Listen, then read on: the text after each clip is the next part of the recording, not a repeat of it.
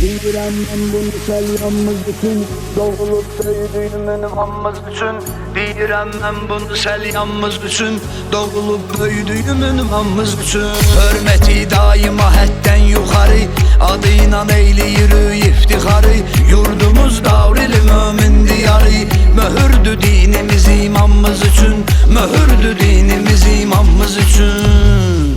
Deyirəm mən bunu səlyanımız üçün, doğulub böyüdüyüm ünvanımız üçün.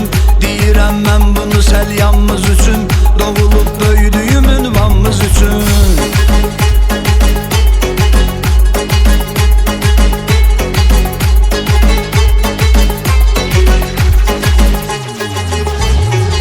Yurdumun nə bənzəri nə çayı var, Səlyanın ilahidən öz payı var.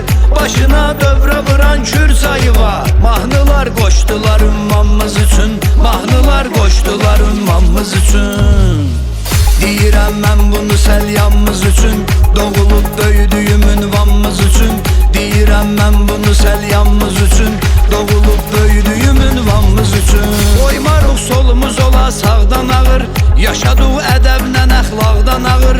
Kişilər vardı burada dağdan ağır, nümunə ədəbimiz ərkanımız üçün, nümunə ədəbimiz ərkanımız üçün. Deyirəm mən bunu səlyanımız üçün, doğulub böyüdüyüm ünvanımız üçün. Deyirəm mən bunu səlyanımız üçün, doğulub böyüdüyüm ünvanımız üçün. Biz qonaqla belə rəftar edirik, qonağa ürəkdə yer göstəririk. Hamımız əldən ayaqdan gedirik, bizə mehman gələ mehmanımız üçün, bizə mehman gələ mehmanımız üçün. Deyirəm mən bunu səlyanımız üçün, doğulub böyüdüyüm ünvanımız üçün. Deyirəm mən bunu səlyanımız üçün, qıramoy dəyərli ünvanımız üçün.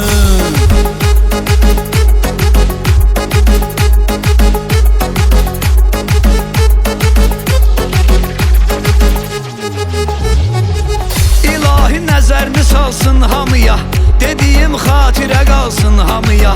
Səlyandan salam olsun hamıya, ölərük Azərbaycanımız üçün,